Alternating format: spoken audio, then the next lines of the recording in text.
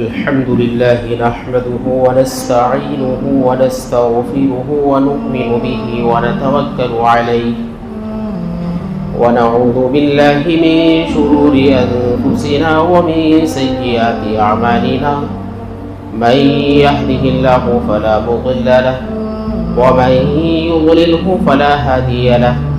ونشهد أن لا إله إلا الله وحده لا شريك له ونشهد أن سيدنا وسندنا ومولانا محمدا عبده ورسوله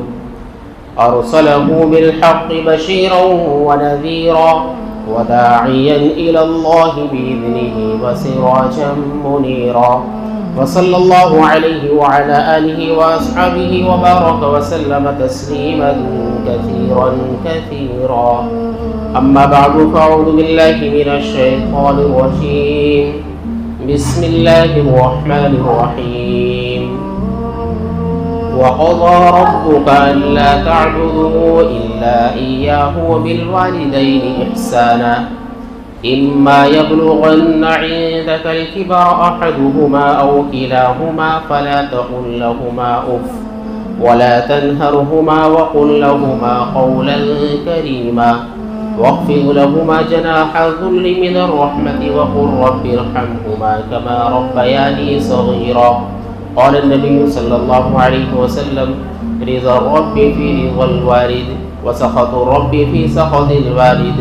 آمنت بالله صدق الله مولانا العظيم وصدق رسوله النبي الكريم ونحن على ذلك لمن الشاهدين والشاكرين والحمد لله رب العالمين محترم بزرگوں دوستوں، اللہ عز و جل کا بے انتہا کرم ہے، احسان ہے، شکر ہے۔ اللہ تبارک و تعالی نے ہمیں اپنے دربار عالی کے اندر آنے کی توفیق مرحمت فرمائی۔ اللہ عز و جل ہمارا نماز کے لیے آنا بھی انتہا قبول فرمائے۔ پیارے بھائیوں، بزرگوں، دوستوں، مقصد زندگی ہمارا اللہ تعالیٰ کی بندگی ہے۔ مقصد حیات جو ہے وہ اللہ تعالیٰ کی یاد ہے۔ انسان کوئی درخت نہیں کہ کھڑا رہے، کوئی پتھر نہیں کہ پڑا رہے، یہ اشرف المخلوقات ہے، اسے چاہیے کہ رب کی عبادت میں لگا رہے۔ یہ ساری کی ساری کائنات اللہ نے بلند آسمان، چوڑی چکری زمین، بہتے سمندر، یہ ہوائیں، یہ فضائیں، یہ وادی، یہ مرغزار، یہ پیڑ پودے، یہ تمام چیزیں انسانوں کے لیے پیدا فرمائی ہے، لیکن انسان کو اللہ عز و جل نے محض اپنی عبادت کے لیے پیدا کیا ہے۔ وَمَا خَلَقْتُ الْجِنَّ وَالْإِنسَ إِلَّا لِيَعْبُدُونِ۔ آیت مبارکہ جو آپ حضرات کے سامنے تلاوت کی گئی، اللہ عز و جل فرماتے ہیں وَقَضَى رَبُّكَ أَلَّا تَعْبُدُوا إِلَّا إِيَّاهُ، کہ تیرے رب نے حکم دے دیا ہے، اللہ نے حکم دے دیا ہے کہ عبادت کرو صرف اللہ تعالیٰ کی۔ اللہ تعبدوا الا ایاہ وبالوالدین احسانا، اور اپنے والدین کے ساتھ احسان کا معاملہ کرو۔ جا بجا قرآن کریم کے اندر بہت ساری جگہ جہاں اللہ تبارک و تعالیٰ نے اپنے حقوق کو بیان فرمایا، وہی فوراً بعد والدین کے حق کو بیان فرمایا۔ اپنے حق کے فوراً بعد جگہ جگہ والدین کے حقوق کو اللہ تبارک و تعالیٰ نے بیان فرمایا، تو اندازہ یہ لگائیے کہ اللہ اپنی عبادت کے بعد سب سے زیادہ والدین کے ساتھ حسن سلوک کا حکم دیتا ہے، جیسا کہ اس آیت کے اندر فرمایا وَبِالْوَالِدَيْنِ إِحْسَانًا إِمَّا يَبْلُغَنَّ عِندَكَ الْكِبَرَ أَحَدُهُمَا أَوْ كِلَاهُمَا فَلَا تَقُل لَّهُمَا أُفٍّ، کہ تیرے والدین دونوں بڑھاپے کو پہنچ جائیں یا ان میں سے کوئی ایک، تو فرمایا کہ ان کے سامنے اف بھی مت کرو، اپنے والدین کے سامنے اف بھی مت کرو۔ یعنی اس سے ہلکا بھی کوئی جملہ اگر ہوتا تو قرآن اس کو بیان فرماتا کہ اف یعنی ہو، والدین کے سامنے ہلکی سی آواز میں ہو کر دینا، اس کو بھی قرآن نے منع فرما دیا۔ جائے کہ بڑی چیزوں کو قرآن نے اس قدر اللہ کو یہ ناپسندیدہ ہے کہ اتنی ہلکی چیز کو بھی کہ ذرا سے جو ہے ان کے سامنے ہو کر دینا، اف کر دینا، اس کو بھی قرآن نے صاف لفظوں میں منع فرما دیا کہ اس سے ادنا بھی کوئی چیز اگر ہوتی تو اللہ اس کو بیان فرماتے۔ فرمایا اف ولا تنہرہما، کہ اف بھی مت کرو اور ان کو جھڑکو نہیں۔ ان کو کسی بات میں جھڑکنا نہیں ہے، ذرا سی کسی بات پر ان کو جو ہے یعنی بے ادبی نہیں کرنی، ان کی کسی اعتبار سے اونچی آواز میں ان کے سامنے نہیں بولنا۔ فلا تقل لهما اف ولا تنهرهما وقل لهما قولا کریما، اور ان کے سامنے نرمی سے بات کرو کہ جب بھی بات کرنے کا سابقہ پیش آئے، جب بھی اپنے والدین سے بات کریں تو نرمی کے ساتھ بات کریں، اونچی آواز میں بالکل بات نہ کریں۔ اس قدر اللہ نے باریکی بیان فرمائی ہے کہ والدین کے متعلق کہ عبادت کرو پروردگار کی اور اپنے والدین کے ساتھ اتنے سلوک کرو، وہ بڑھاپے کو پہنچ جائے تو ان کے سامنے کسی بھی اعتبار سے کوئی اپنی نقل و حرکت سے، بیان سے، اپنی تحریر سے، تقریر سے، ہاتھ سے، کسی اعتبار سے کوئی ایسی جو ہے بے ادبی کی بات ان کے سامنے نہیں آنی چاہیے جن سے اس کے دل آزاری ہو، ان کو تکلیف ہو۔ اور اگلی آیت میں فرمایا وَاخْفِضْ لَهُمَا جَنَاحَ الذُّلِّ، کہ اپنے بازوؤں کو ان کے سامنے خدمت کے لیے جھکائے رکھو، والدین کے سامنے اپنے آپ کے اندر اکڑ پیدا مت کرو، والدین کے سامنے جھکے رہو، خدمت کے لیے عاجزی کے ساتھ اپنے بازوؤں کو جھکائے رکھو۔ وَاخْفِضْ لَهُمَا جَنَاحَ الذُّلِّ مِنَ الرَّحْمَةِ وَقُلْ رَبِّ ارْحَمْهُمَا، اور اللہ سے یوں کہو، اللہ سے یہ دعائیں مانگو اپنی دعاؤں کے اندر، کما ربیانی صغیرہ وقل رب ارحمہما کما ربیانی صغیرہ، کہ اللہ تبارک و تعالی جس طریقے سے میرے والدین نے بچپن میں جب میں چھوٹا سا تھا، میں چل بھی نہیں سکتا تھا، کوئی چیز کھا بھی نہیں سکتا تھا، مجھے اپنے پخانے پیشاب کی بھی تمیز نہیں تھی، میں اپنا ازار اپنے کپڑے بھی نہیں پہن سکتا تھا، جیسے میرے والدین نے مجھ پر شفقت کی ہے، پیار دیا ہے، محبت کی ہے بچپنے کے اندر، ایسے ہی تم میرے والدین پر رحم فرما، میرے والدین پر رحم فرما کہ والدین نے کس طریقے سے میری تربیت کی ہے۔ تو معلوم یہ ہوا کہ اللہ تبارک و تعالیٰ نے والدین کا حق بہت بڑا بیان فرمایا ہے کہ والدین کے تمہارے اوپر بے پناہ جو ہے احسانات ہے، کہ کس طریقے سے تم نے جو ہے اپنے تمہارے والدین نے تمہیں جو ہے بچپن سے لے کر جوان کیا ہے، اور تم سے کیسی کیسی امیدیں لگی ہوئی ہے۔ اللہ کے نبی کے سامنے ایک آدمی نے اپنے جو ہے والد کی شکایت کر دی کہ میرے والد جو ہے میرے مال میں تصرف کرتے ہیں، میرے مال لے لیتے ہیں، ایسے ہی خرچ کر دیتے ہیں۔ اللہ کے نبی نے جب ان کے والد کو بلوایا اور کسی نے ان کو اطلاع دی کہ تمہارے بیٹے نے شکایت کری ہے تمہارے متعلق، تو ان کا دل اتنا دکھا، وہاں سے چلے آ رہے ہیں اور دل ہی دل کے اندر کچھ اشعار گنگنا رہے ہیں، اور اللہ کے نبی کی جب خدمت میں آتے ہیں تو اللہ کے نبی یوں کہتے ہیں کہ تمہارا مقدمہ قصیہ بعد میں سنا جائے گا، پہلے وہ اشعار سناؤ جو تم جو لوگ اپنے دل کے اندر گنگناتے آ رہے تھے، یا دل کے اندر تم اپنے پڑھ رہے تھے۔ وہ حیران و پریشان ہو گئے کہ جو الفاظ ابھی میری زبان پر بھی نہیں آئے، میں دل میں تصور کر رہا تھا، اللہ نے جبرائیل علیہ السلام کے ذریعے اللہ کے نبی کو جو ہے وہ بات سے جو ہے آگاہ فرما دیا کہ پہلے ان کے اشعار سنو۔ عربی کے الفاظ تھے کہ اس کے اندر جو ہے وہ اردو ترجمہ یہ ہے کہ بچہ ہم نے تجھے کتنی محبتوں سے پالا، تجھ سے کتنی امیدیں تھی کہ تو بڑا ہوگا اور کس طریقے سے ہم جو ہے تو ہمارا سایہ بنے گا، ہمارا سہارا بنے گا، بچپن میں تیری کیسے ہم نے پرورش کری ہے کہ تو اگر بیمار ہو جاتا تھا ہم سو بھی نہیں سکتے تھے، اور جو ہے تجھے ہر وقت جو ہے ہم محنت کرتے تھے کہ تجھے راحت دے سکے، تجھے سکون دے سکے، تیری گرمی سردی کا انتظام کر سکے، تیری ہر اعتبار سے تیری تربیت کی ہمیں فکر رہتی تھی۔ آج تو بڑا ہوا ہے، ہم یہ چاہتے تھے بڑا ہو کر تو ہمارا سہارا بنے گا، ہمارے کام آئے گا، لیکن تو اتنا اکڑ میں آ گیا اور تو نے تو ہمیں بھلا دیا، اور تو اللہ کے نبی کے سامنے تو نے ہماری شکایت کری۔ یہ تمام الفاظ جب انہوں نے جو ہے بیان فرمائے تو اللہ کے نبی کی آنکھوں میں آنسو آ گئے، اور فرمایا کہ تو اور تیرا مال جو کچھ ہے سب تیرے باپ کا ہے، کہ خبردار آئندہ میرے سامنے شکایت نہ کرنا، تو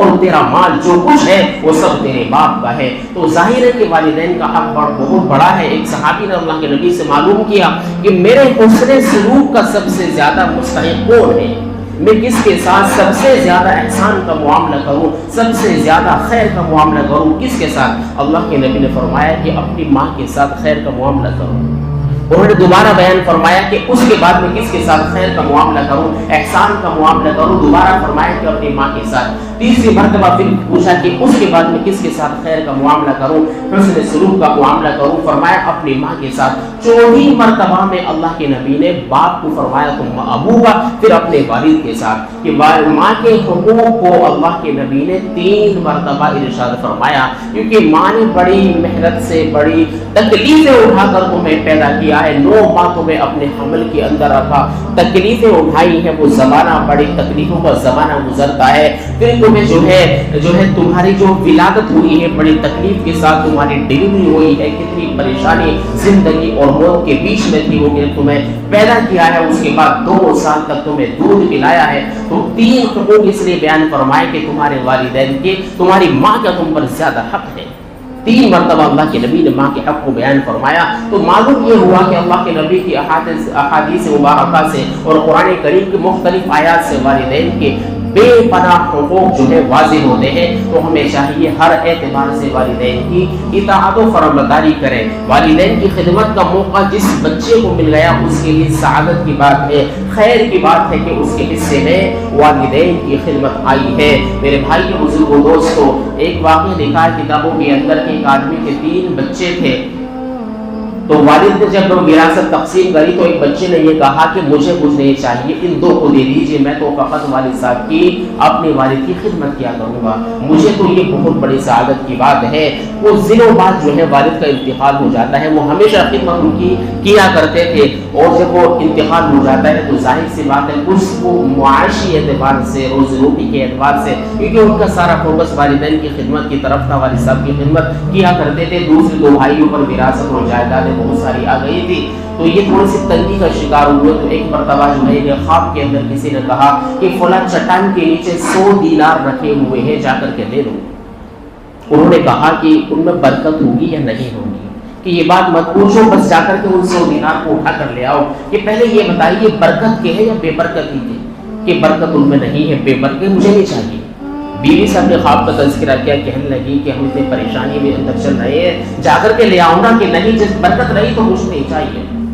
دوسرے دن پھر خواب آیا کہ فلاں جگہ چٹان کے نیچے 10 دینار رکھے ہوئے ہیں، جا کر کے لے آؤ۔ انہوں نے پھر وہی سوال کیا کہ ان میں برکت ہوگی نہیں ہوگی، کہ برکت ان میں نہیں ہوگی۔ تیسرے دن پھر خواب آیا کہ فلاں جگہ 2 دینار رکھے ہوئے ہیں، جا کر کے لے آؤ۔ بعض کتابوں میں 1 دینار کا بھی ذکر ہے کہ جا کر کے لے آؤ، کہ برکت ہوگی، کہ ہاں ان میں برکت ہوگی۔ اب یہ اس جگہ جاتے ہیں، چٹان کے نیچے سے وہ 2 دینار لے کر کے آتے ہیں، تو سوچا کہ بھی بہت دن ہو گئے ہیں، گھر کے اندر کوئی خاص چیز بھی نہیں بنی، کہ اس راستے سے مچھلی لے کر کے چلتا ہوں، آج مچھلی بنائیں گے، مچھلی پکائیں گے۔ تو راستے میں سے مچھلی خریدی، مچھلی کو گھر پر آ کر ذبح کیا ہے، تو مچھلی کے پیٹ کے اندر سے 2 ڈائمنڈ نکلتے ہیں، ہیرے نکلتے ہیں، اور وہ ہیرے اتنے قیمتی تھے کہ اس وقت کا جو بادشاہ تھا اسے ایسے ہیروں کی ضرورت تھی، اسے اپنے تاج کے اندر ان ڈائمنڈ کو لگانا تھا۔ جب معلوم یہ ہوا کہ فلاں آدمی کے پاس وہ ہیرے ہیں، بڑے قیمتی ہیں، تو اس نے جو ہے پیشکش کری کہ تمہیں کیا چاہیے اس کے بدلے، کہ میں ایسے نہیں دوں گا، مجھے تو بہت سارا سونا چاہیے۔ تو اس بادشاہ نے خچر بھر بھر کے اس کو جو ہے سونا دیا، اور اس کے بدلے میں وہ ہیرے لیے۔ کتابوں کے اندر لکھا ہے کہ بادشاہ کے بعد سب سے مالدار وہ آدمی تھا، کہ ان ڈائمنڈ کے بدلے جتنا اس کو سونا مل گیا۔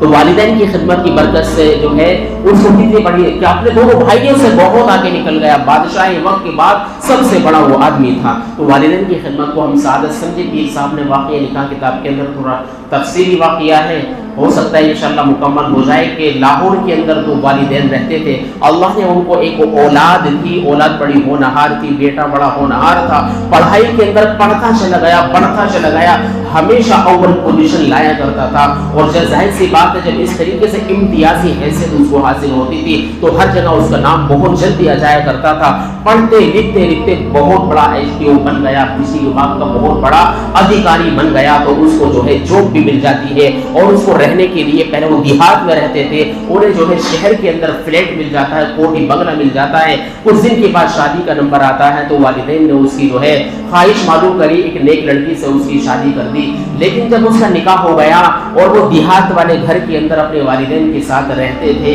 تو اس دن تو وہ رہے، لیکن اس کی جو بیوی تھی اس کا وہاں من نہیں لگتا تھا کہ ہم تو شہر والے گھر کے اندر جا کر رہیں گے۔ ظاہر جب کسی کا اس طرح مکان کسی خاص جگہ پر ہو تو ظاہر آدمی وہی رہنا پسند کرے گا۔ جب وہ وہاں چلا گیا تو والدین کی اجازت سے گیا تھا، لیکن والدین سے ملنے آتا رہتا تھا، اپنے والدین کی خبر گیری کیا کرتا تھا، لیکن جب بھی وہ کہہ کر کے آتا تھا کہ میں میرا ابا کے پاس جا رہا ہوں تو 1 گھنٹے کے لیے کہہ کر آیا، 2 گھنٹے ہو جاتے تھے، 3 گھنٹے ہو جاتے تھے۔ اس طرح چلتا رہا تو تھوڑی سی گھر کے اندر یعنی کہ کچھ چیزیں چلنی شروع ہو گئی، بیوی کہنے لگی کہ تم تو وہاں جا کر وہیں کے ہو جاتے ہو، لیکن بیچارہ وہ بڑا بھولا بھالا لڑکا تھا، وہ اس کی باتوں کو زیادہ وہ نہیں کیا کرتا تھا۔ کچھ دن بعد جو ہے مکہ المکرمہ سے ایک ویکینسی نکلی کہ عرب میں ایک ایسے بہت بڑے ادھیکاری کی ضرورت ہے جو بجلی وبھاگ کا بہت بڑا یعنی کہ ماہر انجینئر ہو، تو اسے وہاں پر اپلائی کیا تو اس کو وہاں سے جو ہے آفر آ گئی، اس کا نام سلیکٹ ہو گیا، اپنے والدین کے پاس آیا کہ مجھے فلاں جگہ سے جو ہے آفر آ رہی ہے۔ تو انہوں نے کہا کہ ہم تو اس مقدس سرزمین کو نہیں دیکھ پائے، بیٹا تم چلے جاؤ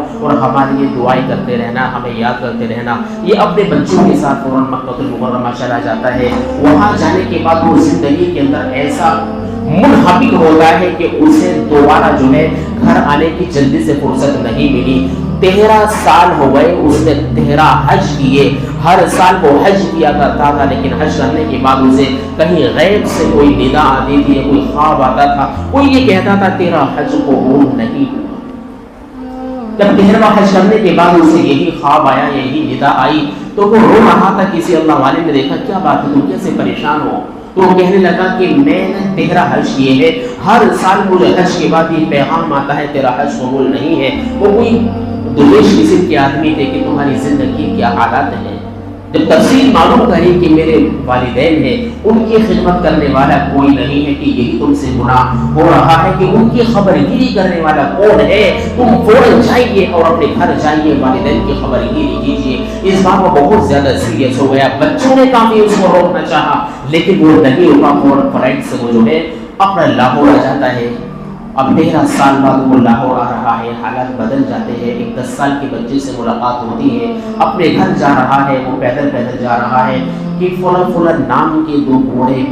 آدمی رہتے تھے، ان کا کیا حال ہے؟ تو اس 10 سال کے بچے نے کہا کہ بوڑھے آدمی جو بڑے میاں تھے وہ اللہ کو پیارے ہو گئے ہیں، بیمار ہو کر اللہ کو پیارے ہو گئے ہیں، اور ماں جو ہے وہ بھی ہڈیوں کا ڈھانچہ بنی ہوئی ہے اور اس کی بھی خدمت کرنے والا کوئی نہیں ہے۔ ایک ہم سنتے ہیں کوئی ان کا بچہ ہے جو باہر پردیس میں رہتا ہے، وہ بڑا نافرمان نالائق بچہ ہے جو ان کی کبھی خبر نہیں کرتا، انہیں معلوم نہیں تھا بچے کو یہ وہی بنتا ہے کہ جس کے وہ والدین ہیں۔ اب یہ بیچارہ جو ہے اپنے گھر کی طرف آ رہا ہے، دل کے اندر یہ خیالات ہیں کہ میری ماں مجھے دھکے دے دے گی، دھتکارے گی کہ دفن ہو جائے یہاں سے، تو کہاں مر گیا تھا، تو نے ہماری خبر گیری نہیں کری۔ تو اس طرح کے خیالات تصورات اس کے ذہن میں چل رہے تھے۔ اپنے گھر کے اندر داخل ہوتا ہے تو دیکھا کہ ذہن کے اندر ایک چارپائی پر اس کی ماں ہڈیوں کا ڈھانچہ جو ہے بنی ہوئی پڑی ہوئی ہے۔ اس کے دل میں یہ تصور تھا کہ میری ماں اگر مجھے کچھ دھتکارے گی، مجھے بھگائے گی، میں معافی مانگ لوں گا، اس کے پیر پکڑ لوں گا، اسے منا لوں گا کسی اعتبار سے۔ لیکن جب وہ قریب آتا ہے میرے بھائی، وہ میرے نوجوانوں، اگر تمہارا دل پھٹ جائے اس وقت کو سن کر تو خدا کے لیے کبھی اپنے والدین کو تکلیف نہ دینا، والدین کی ہمیشہ اطاعت و فرمانبرداری کرنا۔ وہ قریب جب آتا ہے اور ماں کے قریب جب جھکتا ہے تو ماں کے ہونٹ ہل رہے ہیں، ماں کے ہونٹ پر پڑا رہے ہیں، کان لگا کر سنتا ہے تو ماں یہ کہہ رہی ہے، اللہ میرا ایک بچہ ہے، میرا ایک بیٹا ہے جو پردیس میں رہتا ہے، مکہ المکرمہ میں رہتا ہے، اللہ وہ مکہ المکرمہ گیا ہوا ہے، اللہ میرے بچے کو خیریت کے ساتھ واپس لوٹا دینا، تاکہ میرا انتقال ہونے والا ہے، میرا انتقال ہو جائے، مجھے قبر میں اتارنے والا میرا بھی تو کوئی محرم موجود ہو جو مجھے قبر کے اندر اتارے، اللہ میرے بچے کو خیریت سے واپس کر دینا تاکہ مجھے قبر میں اتارنے کے لیے کوئی میرا ایک محرم تو موجود ہو۔ جب سے یہ الفاظ سنے تو فوراً کہ اٹھا، امی میں آ گیا ہوں، اپنی جان میں آ گیا۔ ماں نے جب اس کی آواز سنی تو کہا کہ بچہ میری آنکھوں کے اندر تو موتیا بل آ گیا ہے، میں تمہیں دیکھ نہیں سکتی، میں قریب آ جاؤں، میں تیرے بدن کی خوشبو تو سن سکوں۔ اللہ کا کرنا کہ چند دن بعد اس کی ماں کا انتقال ہو جاتا ہے۔ ماں کی تدفین سے فارغ ہونے کے بعد دوبارہ وہ مکہ المکرمہ فرائض سے جاتا ہے، اور اس مرتبہ اس نے 14واں حج کیا۔ حج کرنے کے بعد اس کو غیب سے آواز آئی کہ اللہ نے تیرا یہ حج قبول کر لیا ہے، اور اس کی برکت سے پچھلے 13 حجوں کو بھی اللہ نے قبول کر لیا ہے۔ تو میرے بھائیوں، والدین کی کبھی دل آزاری نہ کرنا، والدین کا دل نہ دکھانا۔ والدین کی جو دعائیں ہوتی ہیں دنیا اور آخرت میں کام دیتی ہے، کہ والدین کی جو آدمی اطاعت اور فرمانبرداری کرے گا دنیا میں بھی آباد رہے گا، اور جو ہے آخرت میں اللہ اس کا بہت بڑا اجر دے گا۔ ماں کے پیروں تلے جنت ہے، والد کی جو ہے والد جنت کا دروازہ حدیث سے بیان فرمایا کہ والد جو جنت کا دروازہ ہے، تو ان کی ہمیشہ فرمانبرداری کرنا، ان کے سامنے اونچی آواز سے نہ بولنا، ان کو کبھی نہ جھڑکنا، ہمیشہ ان کے سامنے دب کے رہنا، ان سے آگے نہ چلنا، ان کی بات کو نہ کاٹنا۔ بڑھاپے کی وجہ سے بہت ساری باتیں ایسی ہو جاتی ہیں جو ان کے جو ہے اپنے اعتبار سے، ذوق کے اعتبار سے جو ہمیں ناگوار گزرتی ہے، ان تمام باتوں کو برداشت کرنا ہے کہ کوئی بات نہیں، میرے والد ہیں، ہمیشہ دوری رہیں گے، ان کی خدمت کیجئے، ان کی جو ہے نگرانی کیجئے، ان کی دل آزاری کیجئے، ان کی دل آزاری سے ہمیشہ بچنے کی کوشش کیجئے کہ ہماری زبان سے، ہماری ہاتھ سے، کسی بھی اعتبار سے، نقل و حرکت سے کوئی ایسا جملہ، ایسی کوئی بات ان کے سامنے نہ چلی جائے کہ جن سے ان کا دل دکھے، ان کو تکلیف ہو۔ ہمیشہ ان کی بات کو جو ہے پانی دینا ہے، ان کو آگے رکھنا ہے، ان سے آگے نہیں بڑھنا ہے، کوئی ہر کام کو آگے رکھنا ہے۔ کھانا کھا رہے ہیں، پہلے والد صاحب شروع کریں گے، بڑوں سے شروع کرائیں، بہت ساری اس طرح کی چیزیں ہیں، تو ہمیشہ ان کو ایسا پروٹوکول دینا ہے کہ وہ تمہارے لیے، تمہیں یہ نہ کہنا پڑے کہ میرے لیے دعائیں کرو، خود بخود ان کے دل سے تمہارے لیے دعائیں نکلے۔ اللہ تبارک و تعالی کہ سورے سے زیادہ نیک اعمال کی توفیق عطا فرمائے۔ وآخر دعوانا ان الحمد للہ۔